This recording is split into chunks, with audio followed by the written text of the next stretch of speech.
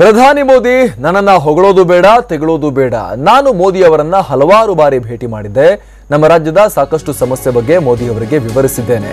ಮೋದಿ ಅವರು ಕೇವಲ ಕೇಳಿಸಿಕೊಳ್ತಾರೆ, ಪ್ರತಿಕ್ರಿಯೆ ನೀಡಲ್ಲ. ರಾಜ್ಯಕ್ಕೆ ಬಂದಾಗಲಾದರೂ ಕೂಡ ಮಹದಾಯಿ ಬಗ್ಗೆ ಪ್ರಸ್ತಾಪ ಮಾಡಬೇಕಾಗಿತ್ತು. ಮಹದಾಯಿ ವಿಚಾರ ಪ್ರಸ್ತಾಪ ಮಾಡ್ತಾರೆ ಅಂದುಕೊಂಡಿದ್ದೆ, ಆದರೆ ಅವರು ಮಹದಾಯಿ ವಿಚಾರವನ್ನ ಕೂಡ ಪ್ರಸ್ತಾಪಿಸಲಿಲ್ಲ ಅಂತ ಪ್ರಧಾನಿ ಮೋದಿ ವಿರುದ್ಧ ದೇವೇಗೌಡರು ವಾಗ್ದಾಳಿಯನ್ನ ಮಾಡಿದ್ದಾರೆ. ನಿನ್ನೆಯಷ್ಟೇ ಪ್ರಧಾನಿ ಮೋದಿ ದೇವೇಗೌಡರ ಬಗ್ಗೆ ಬಹಳ ಗೌರವದ ಮಾತುಗಳನ್ನಾಡಿದ್ರು. ದೇವೇಗೌಡರ ಬಗ್ಗೆ ಮೆಚ್ಚುಗೆಯನ್ನ ಪ್ರಧಾನಿ ಮೋದಿ ವ್ಯಕ್ತಪಡಿಸಿದ್ರು. ಒಬ್ಬ ಹಿರಿಯ ರಾಜಕಾರಣಿ, ಮಣ್ಣಿನ ಮಗ, ಈ ನೆಲದಿಂದ ಹೋಗಿ ಪ್ರಧಾನಿಯಾದವರು, ಹಿರಿಯ, ಅವ್ರು ಬಂದಾಗ ನಾನೇ ಡೋರ್ ಹತ್ರ ಹೋಗಿ ಕಾರ್ನ ಬಾಗಿಲು ತೆಗೆದು ಅವ್ರನ್ನ ಇಳಿಸಿ ಕರ್ಕೊಂಡು ಹೋಗ್ತೀನಿ, ವಾಪಸ್ ಹೋಗಿ ಕಾರ್ನ ಬಾಗಿಲು ತನಕ ಅವ್ರನ್ನ ಬಿಟ್ಟು ಬರ್ತೀನಿ, ಅಷ್ಟು ಮರ್ಯಾದೆ ಕೊಡ್ತೀನಿ ನಾನು ದೇವೇಗೌಡರಿಗೆ ಅಂತ ಪ್ರಧಾನಿ ಮೋದಿ ಹೇಳಿದ್ರು. ಆದ್ರೆ ರಾಹುಲ್ ಗಾಂಧಿ ಏನು ಹುಟ್ಟೇ ಇಲ್ಲ ರಾಜಕೀಯದಲ್ಲಿ ಸರಿಯಾಗಿ, ಆಲ್ರೆಡಿ ದೇವೇಗೌಡರ ಬಗ್ಗೆ ಮಾತಾಡ್ತೀರಾ ನೀವು, ಎಷ್ಟು ಧೈರ್ಯ ನಿಮಗೆ ಅಂತ ಹೇಳಿ ಪ್ರಧಾನಿ ಮೋದಿ ರಾಹುಲ್ ಗಾಂಧಿ ವಿರುದ್ಧ ಟೀಕಾ ಪ್ರಹಾರವನ್ನ ಮಾಡಿದ್ರು. ದೇವೇಗೌಡರ ಪರವಾಗಿ ನಿಂತುಕೊಂಡಿದ್ರು. ಇವತ್ತು ದೇವೇಗೌಡರು ಇದಕ್ಕೆ ಸಂಬಂಧಪಟ್ಟ ಹಾಗೆ ಮಾತಾಡಿದ್ದಾರೆ. ಮೋದಿ ವಿರುದ್ಧವೇ ಅವರು ಮಾತಾಡಿದ್ದಾರೆ.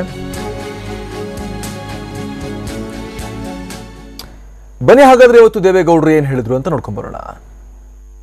ಮೋದಿ ಹೊಗಳಬೇಕಾಗಿಲ್ಲ, ತೆಗೊಳ್ಳಬೇಕಾಗಿಲ್ಲ.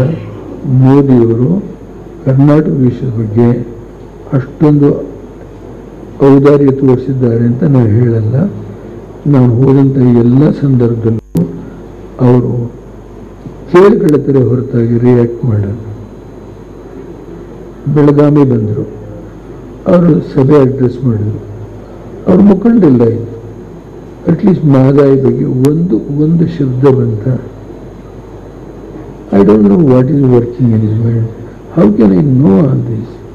ನಮ್ಮ ರೈತರ ಬಗ್ಗೆ ಒಂದು ಮಾತು ಹೇಳಿದ್ರ ಇಲ್ಲ.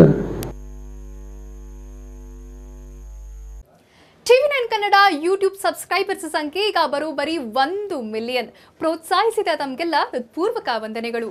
ಇಂಟ್ರೆಸ್ಟಿಂಗ್ ನ್ಯೂಸ್ ಹಾಗೂ ಸ್ಪೆಷಲ್ ಪ್ರೋಗ್ರಾಮ್ಸ್ಗಳ ಅಪ್ಡೇಟ್ಸ್ಗಾಗಿ ಸಬ್ಸ್ಕ್ರೈಬರ್ ಆಗಿ ಬೆಲ್ ಐಕಾನ್ ಅನ್ನು ಕ್ಲಿಕ್ ಮಾಡಿ.